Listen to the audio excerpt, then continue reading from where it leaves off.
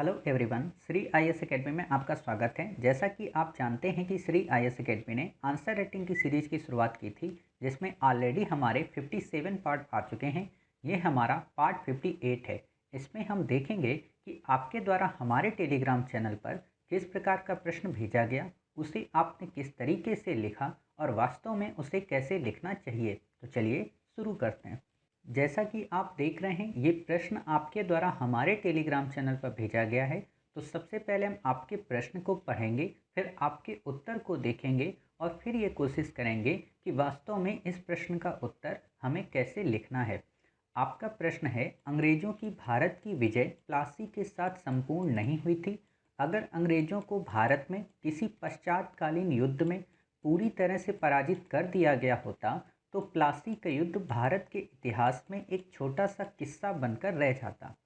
काफ़ी अच्छा प्रश्न है और अच्छा इसलिए भी है क्योंकि इस प्रश्न को इनकोड काफ़ी अच्छे से किया गया। तो सबसे पहले हम आपके आंसर को पढ़ते हैं। आपने लिखा है, अंग्रेजों की भारत की विजय प्लासी के साथ संपूर्ण नहीं हुई बल्कि आरंभ हुआ था। इससे अंग्रेजों का भारत को अपने अधीन करने की भावना सक्रिय हुई तथा उनके अंदर भारत को जीत लेने की आत्मविश्वास जागृत हुई।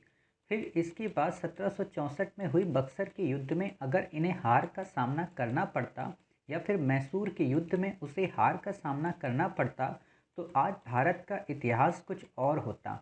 फिर प्लासी का युद्ध एक छोटी सी विश्वासघाती घटना बनकर रह जाती, जो अंग्रेजों ने बंगाल के नवाब शुजा-उद-दौला के दरबारी विरोधियों को षड्यंत्र के तहत अपने पक्ष में मिला लिया था। अगर ऐसा होता तो अंग्रेजों को भारतीय राजाओं के अधीन कार्य करना पड़ता, क्योंकि अब तक भारतीय राजा जागृत हो चुके थे। वे अंग्रेजों की कूटनीतिक चालों को अच्छी तरह समझ रहे थे। टीपू सुल्तान, जो मैसूर का शासक था, वो काफ़ी स्वाभिमानी राजा था। उनका कथन था, एक ही दिन जियो, शेर की तरह जियो। वह अंग्रेजों के सामने कभी नहीं झुके। लेकिन दुर्भाग्यवश प्लासी के युद्ध के पश्चात जितनी भी लड़ाइयाँ भारत में अंग्रेजों के खिलाफ हुईं, सभी लड़ाइयों में अंग्रेजों की ही जीत हुई, जिसके कारण प्लासी का युद्ध ब्रिटिश भारत में जीत दिलाने में एक चाबी की तरह कार्य किया। क्लियर?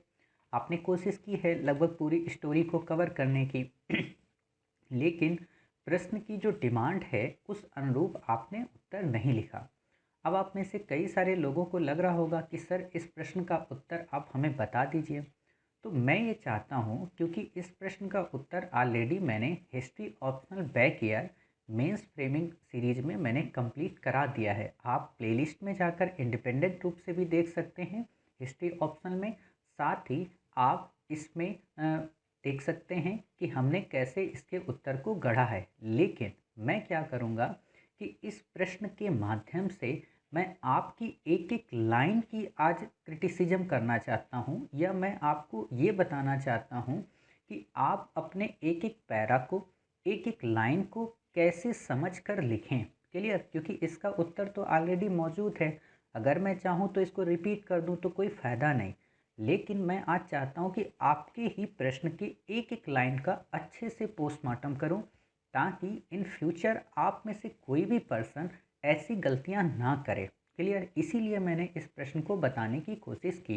नहीं तो मैं चाहता आपको लिख देता कि सर, ये प्रश्न तो मैंने ऑलरेडी करा दिया है, आप वहाँ से जाके कॉपी कर लें। बट मेरा उद्देश्य है इस प्रश्न के माध्यम से आपके अंदर जो छोटी छोटी मिस्टेक्स करते हो उनको कैसे अवॉइड करना है।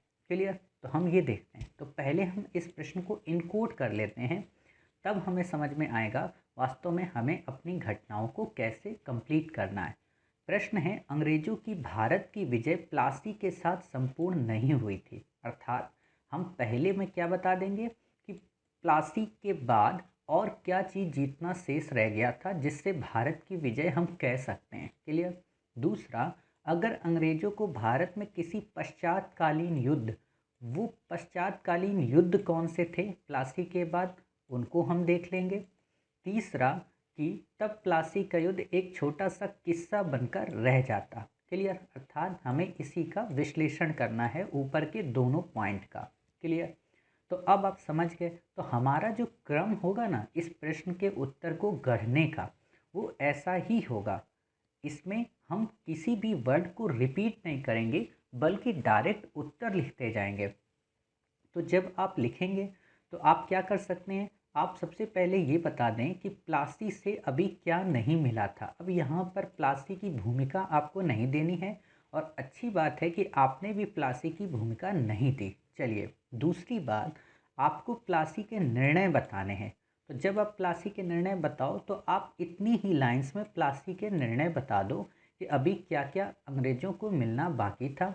जैसे अभी रेवेन्यू पे पूरी तरह से अधिकार नहीं हुआ था, साथ ही अभी मुगल सत्ता उसके अधीन नहीं आई थी, अर्थात जो बक्सर में संधियां होती हैं ना, उन सारे प्रोविजंस को आप यहाँ पे बता दो। साथ ही आप बता दो कि अभी बंगाल को ही मतलब वहाँ पे अधिकार किया गया था, अभी मराठा, मैसूर, इनसे निपटना बाकी था, हैदराबाद के निज़ाम से निपटना बाकी था, अर्थात अभी दक्षिण में अपनी सक्रियता को मजबूत नहीं कर पाए थे। क्लियर। साथ ही डचों से अभी लड़ना बाकी था, फ्रांसीसियों से लड़ना बाकी था। समझ रहे।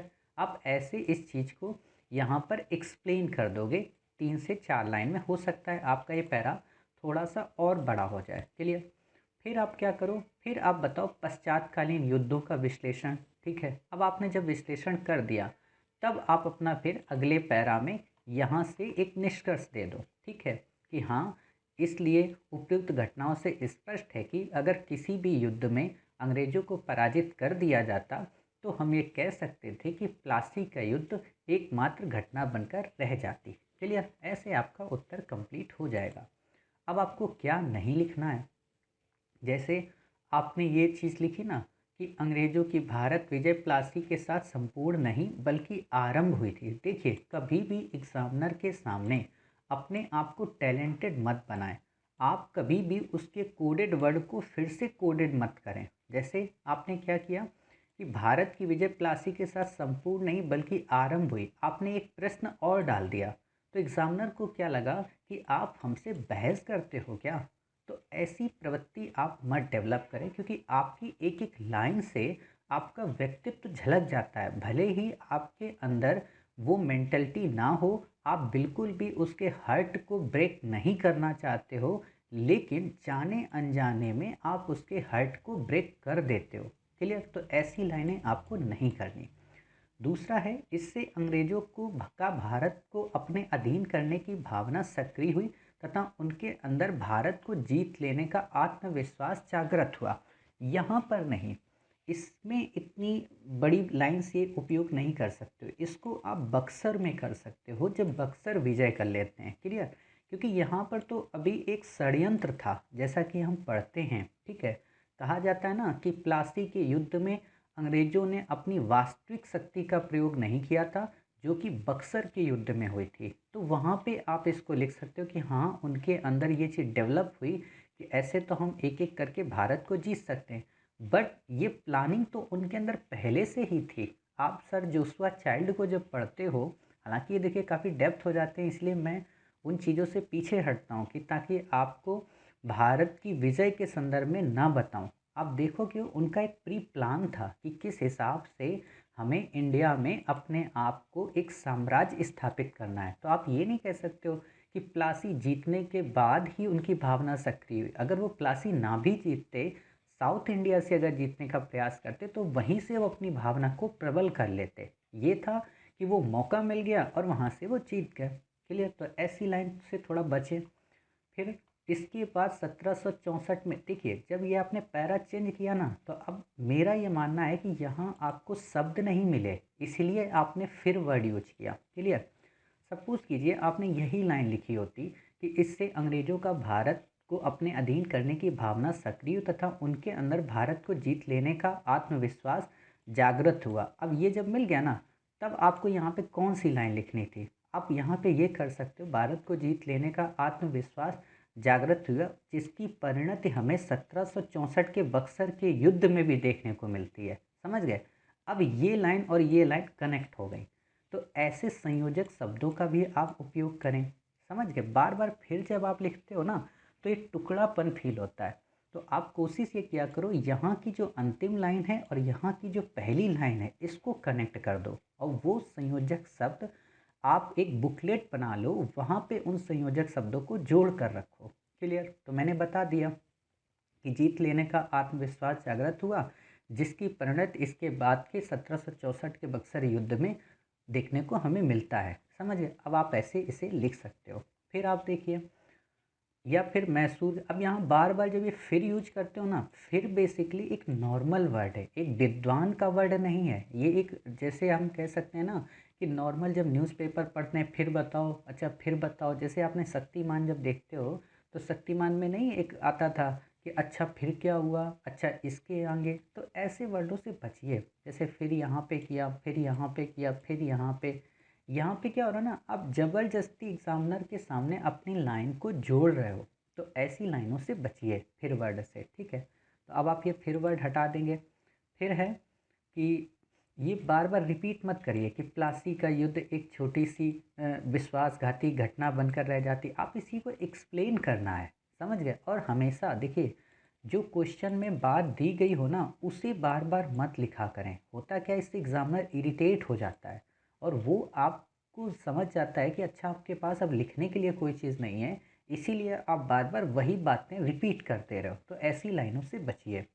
जो अंग्रेज़ों ने बंगाल के नवाब सिराजुद्दौला के दरबारी विरोधियों, अब ये दरबारी विरोधियों ऐसे मत बताया करिए, दरबारी विरोधियों को अच्छे ढंग से बताया करिए। जैसे मैंने आपको एक प्रश्न कराया था कि प्लासी का युद्ध षड्यंत्रों से जीता गया, तो उसमें मैंने क्या बताया था कि उस समय बंगाल के नवाब का जो अवलंब था वो 4 पिलर पे टिका हुआ था। वो 4 पिलर कौन से थे, आप उनको बनाइए बेस। कि साहूकार जैसे थे, सेनापति जैसे थे, स्वयं नवाब था, वहाँ की जो प्रजा थी, ऐसे बताया करिए। क्लियर। को षड्यंत्र के तहत अपने पक्ष में मिला लिया था। अगर ऐसा होता, देखिए यहाँ पे आश्चर्यवादी प्रश्नों को मत डालिए अगर और मगर। वैसे भी मैं आपको एक यहाँ पे सलाह देना चाहूँगा, आप सभी लोगों को अपने जीवन से अगर और मगर वर्ड हटा दीजिए। कि अगर ऐसा होता तो मैं पास हो जाती, मगर ऐसा हुआ नहीं इसलिए मेरा उत्तर ऐसा सही नहीं गया। ये अगर मगर हटाइए, ये बहुत ही ओछेपन शब्द हैं। हिंदी की डिक्शनरी में ऐसे शब्दों का उपयोग बहुत कम से कम करना चाहिए। क्लियर। खासतौर पर पैरा बदलते समय तो आप वर्ड यूज किया करो हमेशा अनुकूल और प्रतिकूल। ऐसे वर्ड यूज किया करो जिनका अपना एक शब्दकोश है या जिनका अपना एक वेटेज है। हालांकि आप में से जब लोग हिंदी लिटरेचर पढ़ते हो सकता है आपने क्लास 6 से लेके 12 तक में हिंदी लिटरेचर पढ़ा हो, तो वहाँ पर आप देखते हो कि हमें हिंदी के प्रति कितना गहन होना पड़ता है। और सबसे बड़ी प्रॉब्लम क्या है, हिंदी मीडियम के स्टूडेंट्स जब अपना उत्तर लेखन करते हैं तो उनके पास अपना खुद का शब्दकोश नहीं होता, अर्थात इंग्लिश तो उनके पास होती ही नहीं है, हिंदी भी अच्छी नहीं होती, इसीलिए उनको अच्छे अंक नहीं मिलते। ऐसा नहीं है कि यूपीएससी आपके साथ भेदभाव करती है।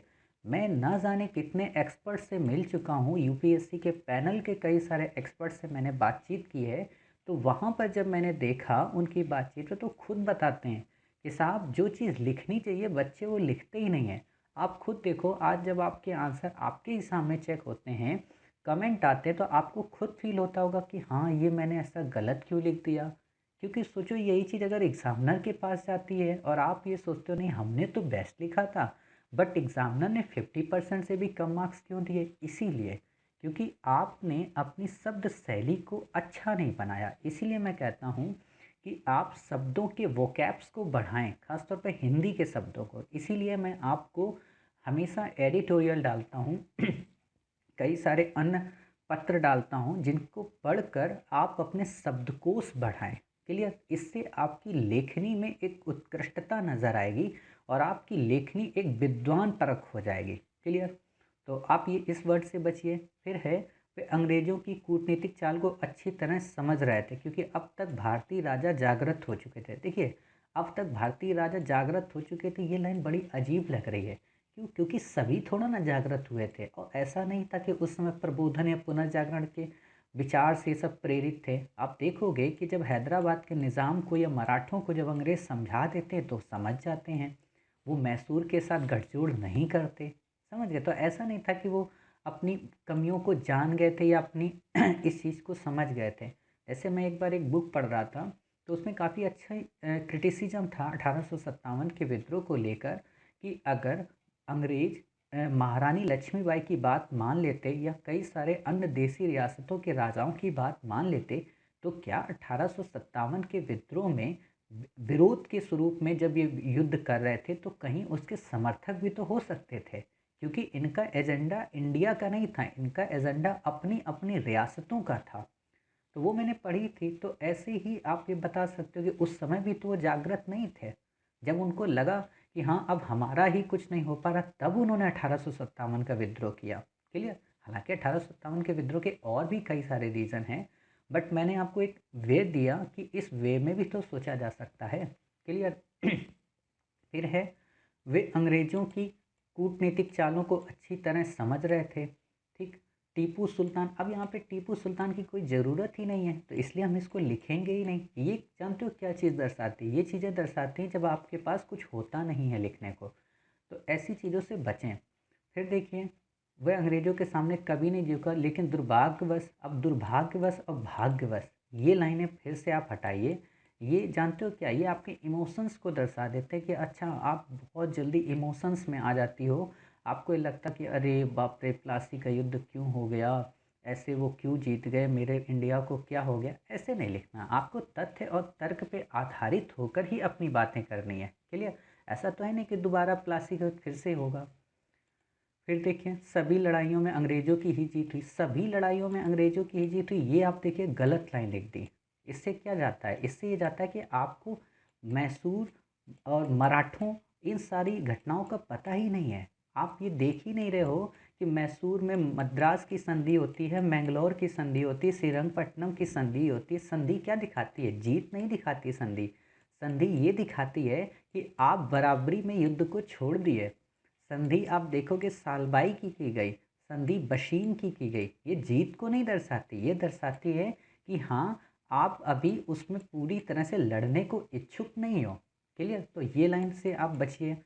फिर है, जिसके कारण प्लासी के युद्ध ब्रिटिश और भारत में जीत दिलाने में एक चाबी की तरह कार्य किया। देखिए अब यही बात है ना, चाबी की तरह। आप क्या करते हो ना, फिर से एक जब ऐसे क्वेश्चन डाल देते हो जिनको साम्राज्यवादी विचारों से प्रेरित बताया गया, उनको मत डाला करिए। हाँ मैंने ये कहा है कि आप लास्ट में एक पंच मारिए, लेकिन पंच आप साम्राज्यवाद का ना मारकर राष्ट्रवाद का मारिए। जैसे आप इसमें कह सकते हो कि उपयुक्त घटनाओं से स्पष्ट है कि प्लासी के युद्ध में जो निर्णय थे उनकी पुष्टि होनी बाकी थी, जो कि बाद के बक्सर और अन्य युद्धों के माध्यम से की जा सकी। आप ऐसे लिख सकते हो। क्लियर।